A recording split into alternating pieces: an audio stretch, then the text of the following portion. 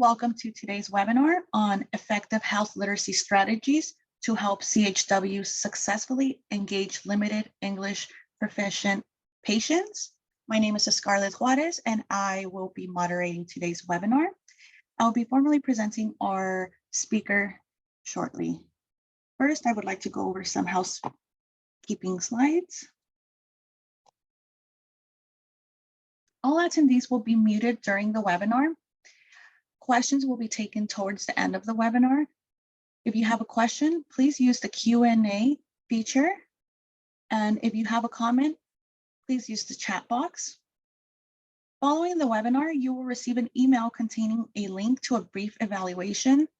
And if you are requesting continuing education credits, you must submit that evaluation in order to receive your certificate. Please note that this webinar will also be recorded and posted, like I said, and that would be in a couple of days. With that, I would like to introduce our amazing speaker today, Belinda Gonzalez-Hampton. She is a community engagement advocate with over 20 years of experience in engaging youth, seniors, and community health leaders with teaching, training, serving on boards and committees, all while promoting health equity and sound community health strategies for vulnerable populations in our communities. Ms. Hampton especially writes and conducts trainings on working with our limited English proficient populations in our healthcare settings. Belinda currently works for the Texas Association of Charitable Clinics, a state nonprofit organization that supports clinics statewide that work with the underinsured and low-income population in the great state of Texas. She holds an MBA in organizational training and is a certified community health worker and instructor by the state of Texas. So without further ado, I invite Belinda in her presentation. Thank you very much, Scarlett, for that introduction. I emphasize Texas a lot, but that's not to say that all of our states represented here today are very, very valuable, especially for community health workers / promotoras. We're all doing a fine job with our communities wherever we are, and it's a pleasure and an honor to be here to share some information with you. Today's objectives, which we are going to share, that means an exchange, a mutual exchange. We're going to, of course, go over the new definitions of health literacy that the Healthy People 2030 have come out with, and the LEP population word itself. We're going to talk about communication strategies for working with your LEP population successfully and our definitions. We're going to talk about the importance of combining both health literacy with communication techniques to obtain what our bottom line is, optimal patient success and good health outcomes for them, and effective and useful resources for CHWs to work with LEP populations. I can share with you that what I will not be doing is giving you how to write certain materials, what language to use, those kind of specific details I will not be covering in this presentation. We're going to be talking about your job as a CHW and how you engage with LEP populations using health literacy strategies, which many of you are doing already. So to move on further, let's look at our definition. Well, first of all, I wanted to go over that we know that you have a CHW toolkit. And in your toolkit, I know because I am a CHW also as a volunteer at Cornerstone Community Center. We have advocacy in our toolkit. We have resourcefulness in our toolkit. We have being an interpreter, language interpreter. In my case, it's Spanish and English in our toolkit.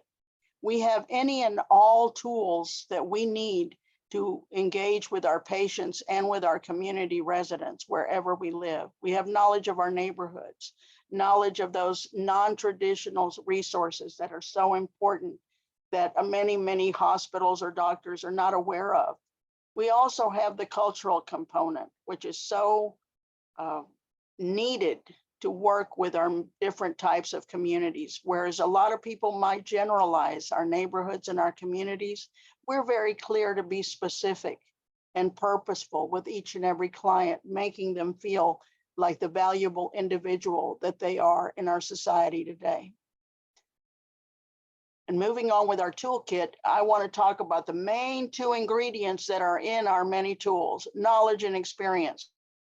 A lot of education from different sources, from our community health worker core competencies to our college, to our other learning vehicles that we've learned from. But knowledge and experience go together very, very well for CHWs, and we use it more and more every day. And we also take it for granted, which is something that we need to be more purposeful with. And that's to acknowledge that our experience is, and with knowledge together, can make and ensure a more positive outcome with our patients. And we need to feel very confident about that, because that confidence is what shares in our communication with our patients. If we're not very confident in what we're sharing with our patients, they're going to sense that, and that's going to impact how well we communicate whatever challenge we are trying to communicate with. Now for the definitions. These are some new definitions according to the Healthy People 2030. They've divided health literacy into two components. There's personal health literacy, which y'all can read there and see, the degree to which individuals have the ability to find, understand, and use information and services to inform health-related decisions and actions for themselves. Personal health literacy includes, can you read your prescription bottle? Can you read your prescription? Can you read period? Can you read all of this information and understand what it means? Or do we need to ask other people to help us with certain information? Whereas with CHWs come into play, where pharmacists and all other health people come into play to help us understand what we're looking at that's going to be related to our health. Organizational health literacy, and you can read it there, is the degree to which organizations equitably enable individuals. The key word there is equitably. Are they sharing with their constituents, their consumers, their clients, their patients, the information they need to make health decisions in a way that they can understand it? And we all know that we're not talking about dumbing down the information. We're talking about making it simple. Or for limited English speaking, we're talking about making it understandable in any language, whether it be through a language line, which we're going to talk about its use in a minute, or whether it be through an interpreter that is culturally competent to share the information with that particular patient and client. How committed is the organization to helping their patients thoroughly understand what the doctor is saying, how to make appointments, all of those day-to-day nuances that occur when a patient goes to see the doctor or simply calls the doctor's office? Is the process simple, understandable? Can anyone access this organization for help and understanding? The definition of LEP, and I went with the federal definition because that's the one that is the standard ever since the Civil Rights Bill of Civil Rights Law 7 that was passed, that stated in a nutshell that any organization that receives funding from the federal government is to ensure that there are interpreters, which are the oral language, and translated material, which is the written language, available for languages. They also want agencies to have language access plans, which is something we'll talk about just briefly. But the definition of the individuals who do not speak English as their primary language. And we have a lot of those individuals in the United States today. We have a lot of them in Texas. It's something that is on the increase, not the decrease. And hence, and consequently, services are essential for this particular population. And you can see that if health literacy is critical for those that speak English, it can only double for those that speak Spanish or any other language.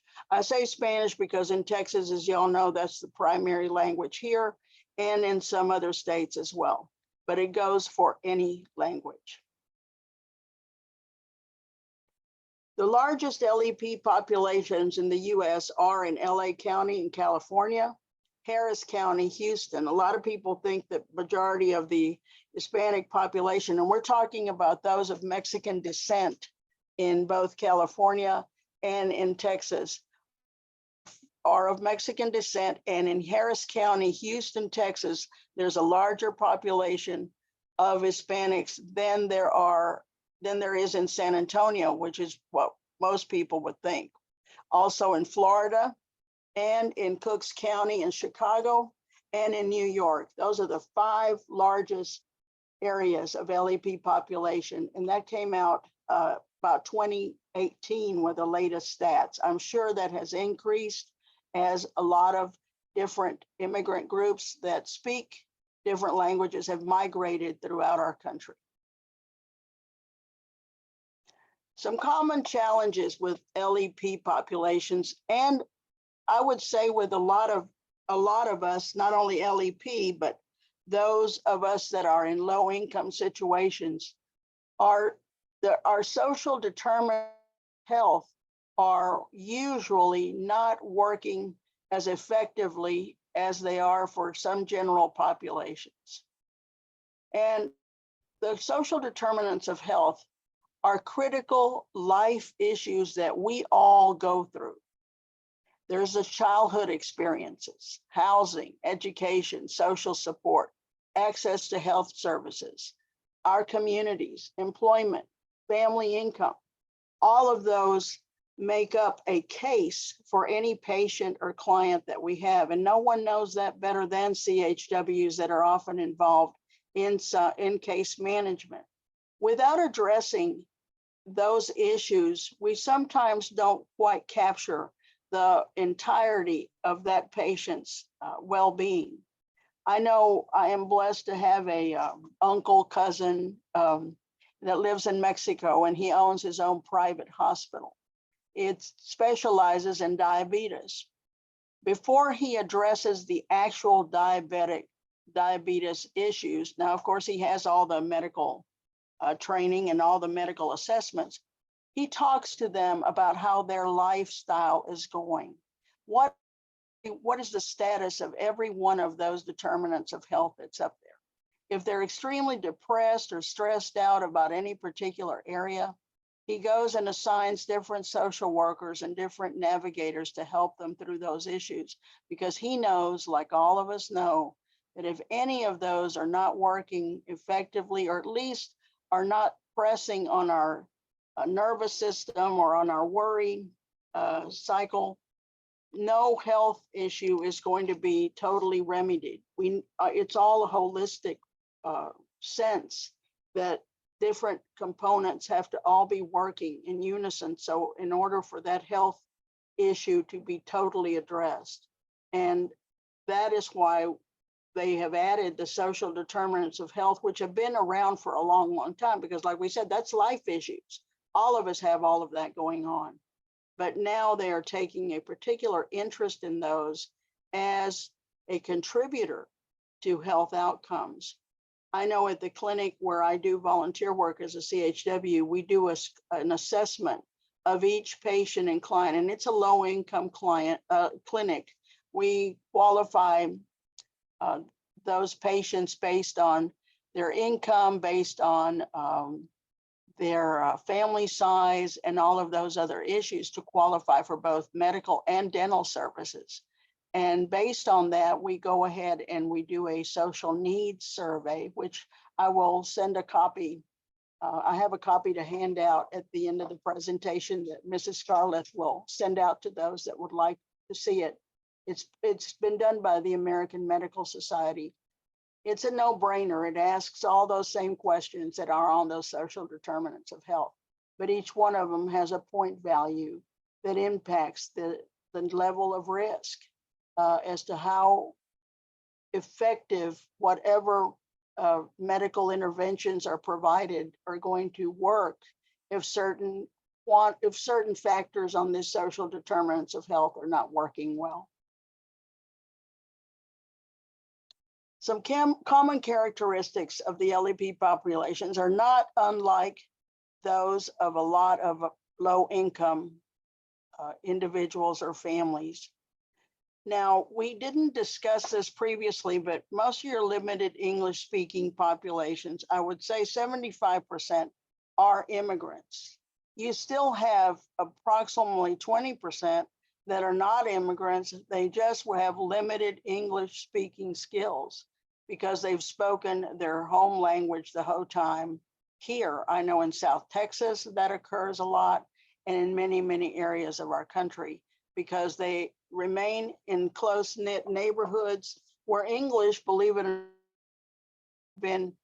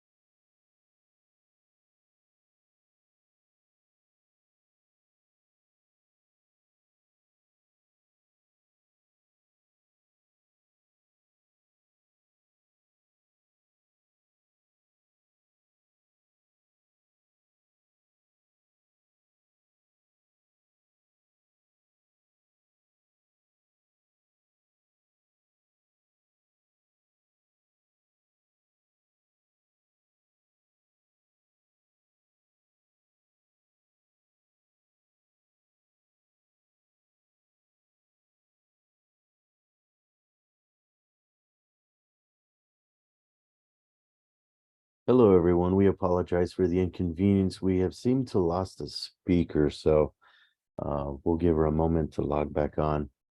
Thank you for your patience.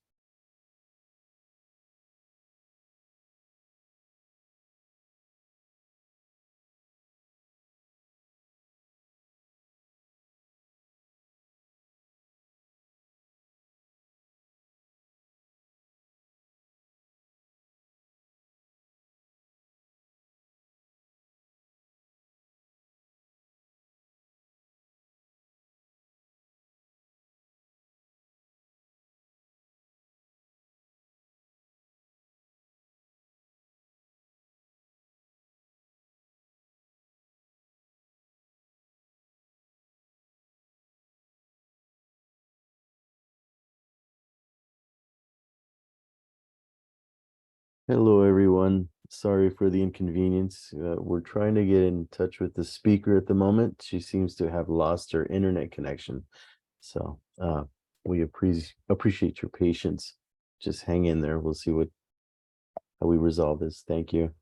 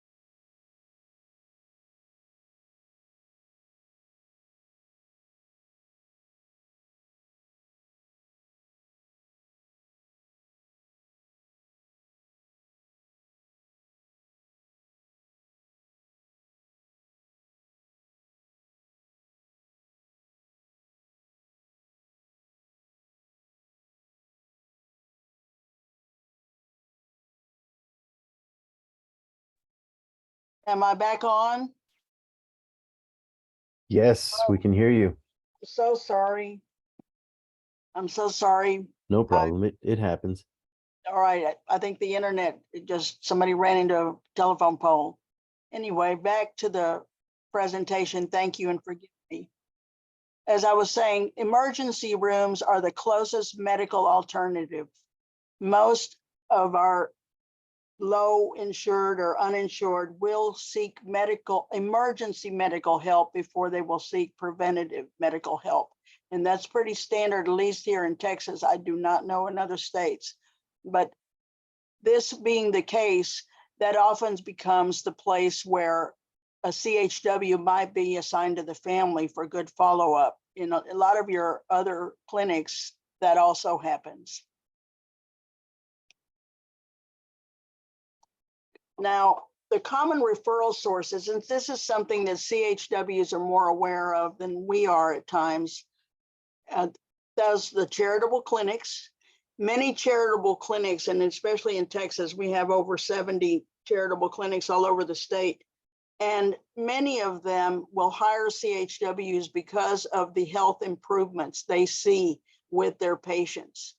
And so they will have a lot of referrals from the charitable clinics. They'll also be employed by a lot of your charitable clinics. Your county hospitals have gotten to where they have employed CHWs, your neighborhood clinics. In essence, all of those that I have listed there, even your homeless shelters will have CHWs to follow up, particularly where immunizations are involved. I know during COVID-19 for immunizations, we work closely with many of the homeless shelters and with public health to ensure that we were providing immunizations and COVID-19 vaccines where we could to all the populations. But again, we wanted to make sure that we provided good, sound education about the vaccine itself. And as y'all know from your own experience, a lot of information was very convoluted and not very clear. And if we've ever needed help, it certainly was during the COVID-19 epidemic. And that was to keep not only information clear, but true. And that was something that was somewhat of a challenge. So all of those, the refugee and resettlement centers have become great referral sources for a lot of our charitable clinics. And it's important, as we are working with many of our immigrant populations and refugee populations, that we ask the right questions, that we explore exactly where the families are from. We don't assume that because they speak Spanish, that any Spanish will do. We want to be culturally sensitive to whoever we're speaking with. Even if we know Spanish and the family knows Spanish, it may not totally be the same thing. And I know a lot of you know what I'm talking about. We had a family 2 weeks ago from Venezuela that were coming from a different income base than a lot of your undocumented Mexican immigrants. And they were objecting to the way they were being talked with, just in a simple sentence structure, because our intake worker was using simple language, but very, very familiar. And they had an objection to that, and which we had to work through because it was insulting to them on some level. So we have to take this communication very, very slow and be sensitive to who it is we're speaking with. I mention our referral sources because that's how the CHW network has expanded, is to include any and all of those sites. And they have become great sources of employment for our CHWs, though the pay has not always been rendered to equal out the amount of work, but that's a whole nother issue for another presentation.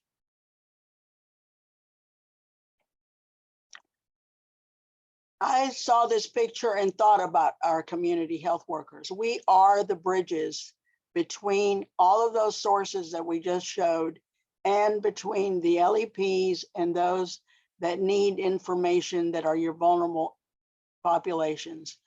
I see those roaring waters back there as all of the many issues that we have discussed that are in our neighborhoods. I never said that this presentation was going to be novel and new and was going to leave you going, this is different. We're all very, very familiar with some of these challenges, and this is a refresher on how we use and work with these populations that some are new and some are learning systems, and we are the bridges to all of that those educational situations.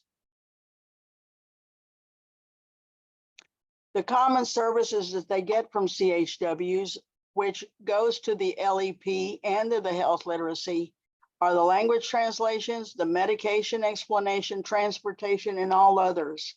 And definitely, I know that many of you could share a lot of information about the all others, because many times it includes all and above all of those things. I know in many settings, and I didn't mention this with LEP, I mentioned it briefly with LEP, but they are to have certified interpreters in settings where they are receiving federal funding. And oftentimes that's not always happening because the client is not aware that they should have an interpreter from the setting itself, and consequently they bring their own family members, which is not to be encouraged and not to be used in any setting. And that impacts a lot of the information that we receive, what that the patients receive themselves. If you know that even in English, if you speak English and you speak the same language as the doctor, oftentimes you become away with different information. It gets compounded with your limited English proficient population as such, because they need clearer and explanations that are simpler. Again, not dumber, simpler.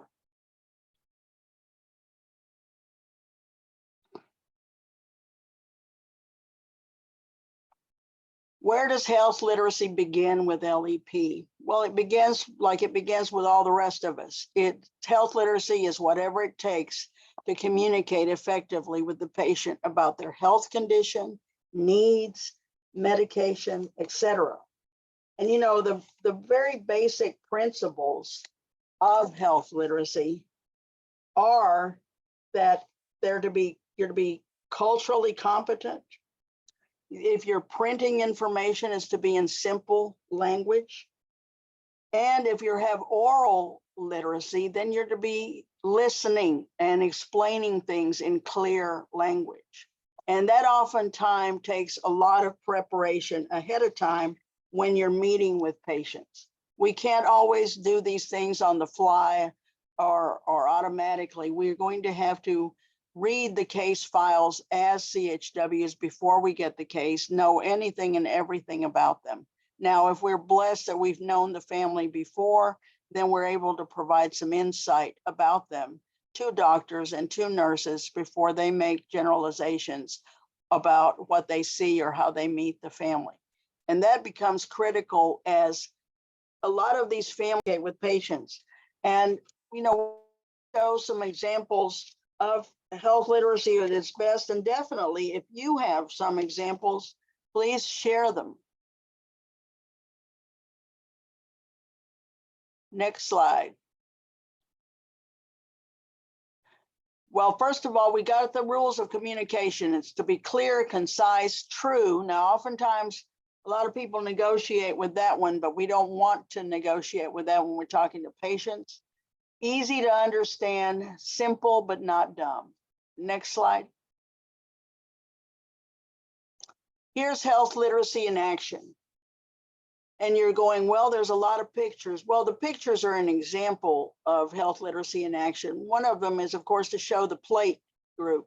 We do a nutrition class where we bring an educator in and she goes over the plate one item at a time, and also brings in the ethnic foods that have the vitamin value or the caloric value that a lot of the vegetables have on your regular standard FDA food groups.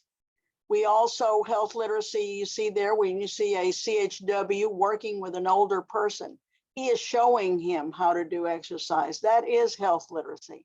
Down at the bottom, you also see another, a promotora, sharing with her the information in an informal setting, out at the park, or showing a cooking class. That is health literacy. That is actually showing the practice techniques of improving your health. And many times we think it has to be something well written and in a hard book or something like that to share with patients. No, health literacy in action is just that. It's an active word. It's an active verb. It's doing. Health literacy is to be something where you're explaining, where you're following up, where you're teaching back, you're going over the prescription medication with that particular patient. As you can see, the jar in the bottom there is in big print. A lot of your pharmacies have started doing that. What we're encouraging pharmacies to do is, the big print is great and wonderful, but if it's still something I don't understand, that's the name of the medication, or what it's going to do for me. We're wanting a little more information about that particular medication and the side effects as well, and who to contact. And do they have different languages at the particular pharmacy? And you're thinking, well, y'all are asking for a whole lot. Yes, we are, but the pharmacies get reimbursed at a great deal of monetary gain. So they should be a little more user-friendly for consumers. We do have a low-income pharmacy that we use in Tarrant County. It's St. Vincent de Paul's, and it's out of Dallas. And they do give medicines at an affordable rate to consumers, as do other pharmacies. But again, the big push is pharmacy literacy, is to make these medical receptacles a little more user-friendly in terms of the information on there and when to take the medication, and to be specific. Because as y'all know, y'all probably all heard the story about the guy that was told that he needed to take 3 of these medications a day. So he did. He took all 3 of them in the morning. Well, the plan was for him to take them morning, noon, and night. And that needed to be the specific information that he needed to have, or be told, or have emphasized.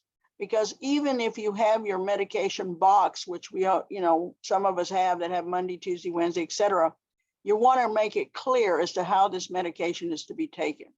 One of the things we did with some medication receptacles was to also put the name of the pharmacy and when to call for refills and when there will be no more refills. The whole pharmacy refill process is a big mystery to a lot of our consumers, even those that speak English and don't have some of the challenges that other people may have.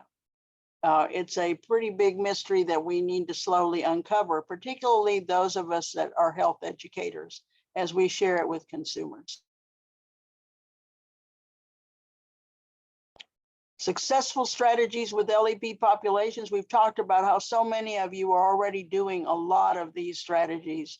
Culturally competent staff. Know your culture, and it can be, you can both speak English and be of different cultures simply by being of different economic backgrounds. Language interpreters, translators, and language lines. I said I was going to talk about the language line.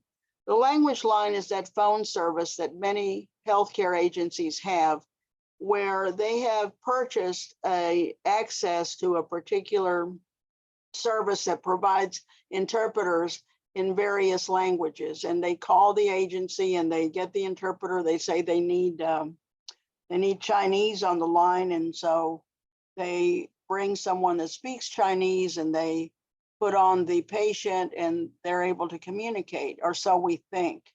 Well, what's been missing out of a lot of this situation with the language line is that oftentimes the health agency that has called the language line has not ensured that the language line helper or the interpreter knows the exact situation without violating HIPAA that he is needing to convey to the person he's going to interpret for. And that becomes essential, because the information can be rather convoluted and not clear when he does not know the context of that information. What is the background for what he's sharing with the patient?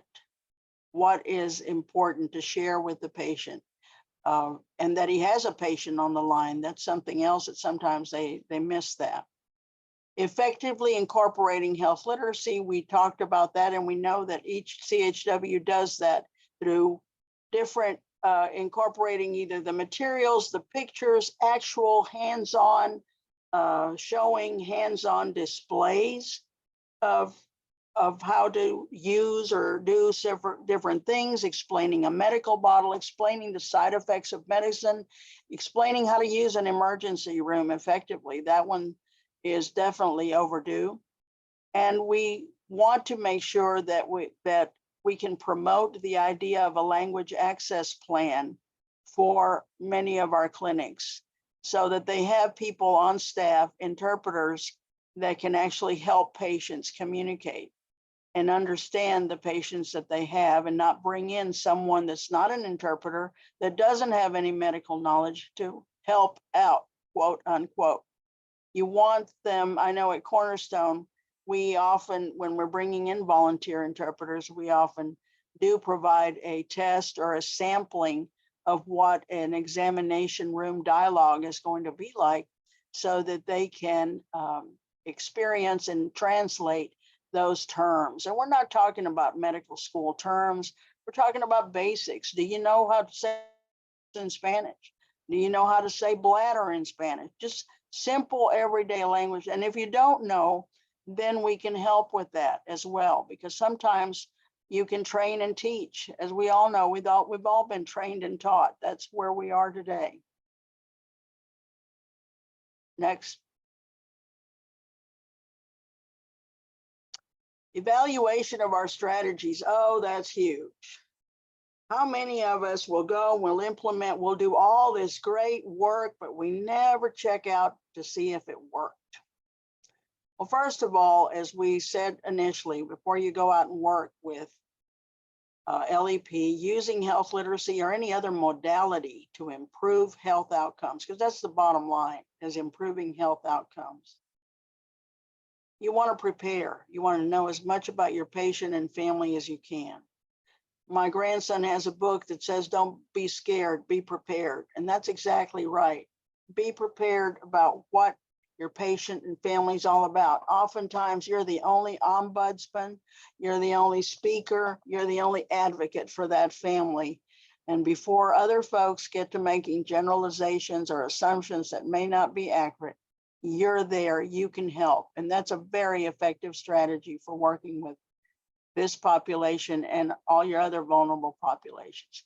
Check your culture. Just because you're Mexican American and they're Mexican nationals doesn't mean you've got all of it in common. Check to make sure you know as much about them culturally. Are they coming from a northern state of Mexico? Or are they coming from a southern state of Mexico? And you're thinking, oh, Belinda, you want me to take geography lessons? No, I just want you to check out some of that information so that you have an idea of whether they came from a border city or they came from an agrarian city, meaning they were doing a lot of farming where they came from. We've had families that came, the lady had Lyme's disease because she got it when she was working in Mexico in the fields in a particular zone and state that we didn't know about. So that was important to know whether she came from a city or from an agrarian village. And that's just a small example. It's not huge by any means, but check your cultures, materials, written, pictures. A lot of times we think, especially a lot of your large agencies, well, if we just translate this flyer into Spanish, life will be fine. Wrong. If just translating a material does not cover the cultural nuances that might be impacting that community, how about having someone that understands the context of an immunization for a particular disease or challenge? They can develop a material in Spanish versus exact translations of what you have made in English and translate it into Spanish, and you think you're being culturally relevant. Just doing that is not culturally relevant. You're just going through in my opinion, you're going through an academic exercise. Resources. Have some resources, traditional and non-traditional resources available to provide for your families. Or even your some of your other healthcare workers. One of the things that we've just founded, I was having a challenge finding Spanish-speaking services. Actual agencies that provided services to Spanish speakers in Spanish. So we have just recently formed a Spanish-speaking health services network in Tarrant County, where we have at least about 15 agencies that provide services in Spanish to Spanish speakers. Because a lot of times what you have are the interpreter translator thing going on, and that's not effective as well as it is when you've got the actual services for those families. Teach back. We've talked about that, making sure that they say what you shared with them, they understood it completely. Follow through. Any ideas that you present or the health providers present, has there been follow through and accountability with that patient or with that family? And evaluating together with the patient after the intervention? Is everything going okay? What can we do better? Did that resource work for you? It didn't, they didn't follow through. Let's go back and check it out. Because oftentimes all of that is missing. And that's just any social worker will tell you that it's standard case management. But it's not too much for each and every any of us to do to ensure that we're being effective at what we're doing, which is the whole point. Next. Now we need to have a case example, and we'll need a volunteer just to give us a brief case management issue. Hortensia is a 70-year-old Hispanic LEP female. She lives with 4 grandchildren. The oldest is 15, who's her interpreter, by the way. She has high blood pressure, but doesn't take her medication regularly because it makes her feel bad. She doesn't tell the doctor about this. She's been missing doctor visits. The clinic sends the CHW out to visit. Hortensia has broken her arm when she got dizzy and fell. What does the CHW do to help and ensure help continues? They're both health literacy issues and LEP issues. Do we have a volunteer that wants to just share with us out loud and in person where she'd start and what she'd do?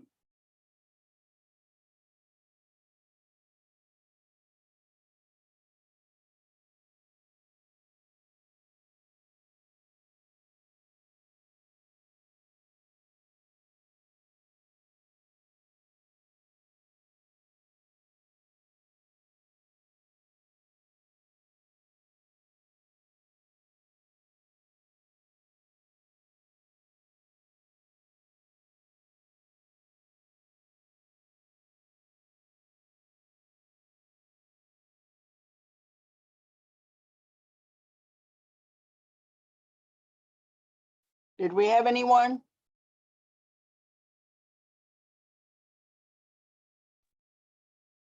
I don't see anyone raising their hand, Belinda. If anyone wants to volunteer, you can also comment here, and then we'll allow you to talk.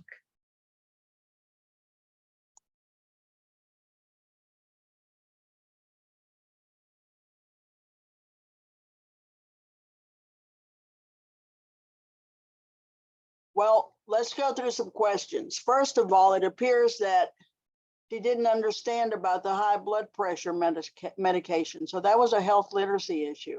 Nobody explained to her, A, if it did make her feel better, worse rather, what she was to do about that situation. It appears that no one really made clear to her how blood pressure medication works and the fact that she needed to go to the doctor's appointments and share with them about what was going on with her so that she could feel better. Oftentimes, you know, especially in some cultures, we take for granted it's just automatically correct and right, and you can't, and he didn't make a mistake. You know, Hortensia did, because the medication, she didn't take it like she was supposed to, and that could have been an issue.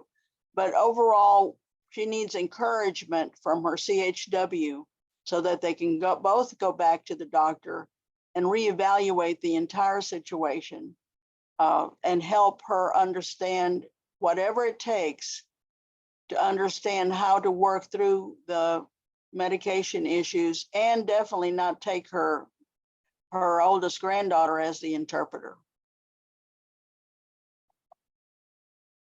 Next. So we have concluded our presentation today. I didn't say I was going to add a lot of awe moments to this presentation. A lot of it was reinforcing what each of you know. I want to present some success measures for our journey as CHWs as we continue in our journey. Share ideas, have yourself a support group, honor your purpose, teach others, continue your professional development, and stay current with all your relevant information. Thank you.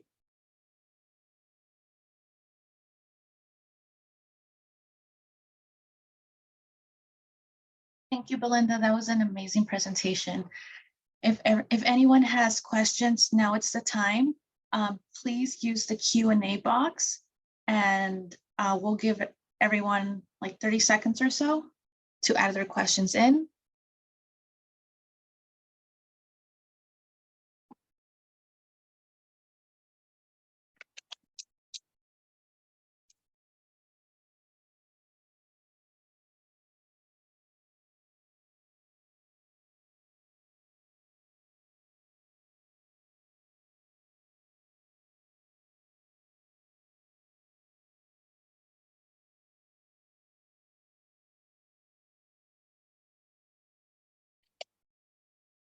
And I don't see any questions coming in. They can be good and they can be bad. I'm going to take the good note. It's been my honor to present to each of you because I know you're in the field and you're doing very, very great and amazing work. We're getting comments in saying great presentation. Thank you.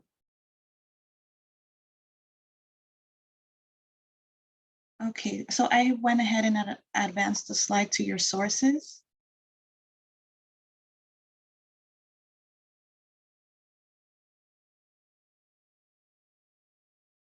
We have a question. How can we obtain that toolkit?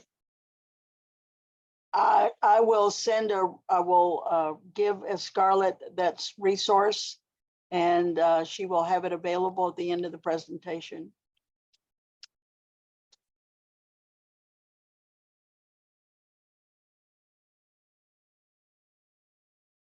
And keep in mind, you've got a lot of that toolkit yourself.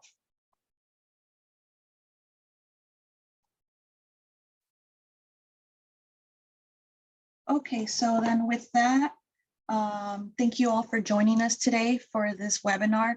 We covered a lot of valuable information, and I hope everyone found it engaging and insightful. Just to remind you, you will receive an email in a couple of days containing a link to a brief online evaluation. If you are requesting continuing education credits, you must submit that evaluation in order to receive your CE certificate. Also, don't forget to visit the Health Literacy Solutions Center at www.healthliteracysolutions.org to access the recording and presentation materials of today's webinar and to register for upcoming webinars, events, or conferences. So with that, I'll wrap it up. Thank you so much, Belinda. Again, we truly appreciate you, and everyone have a wonderful day and take care. Thank you.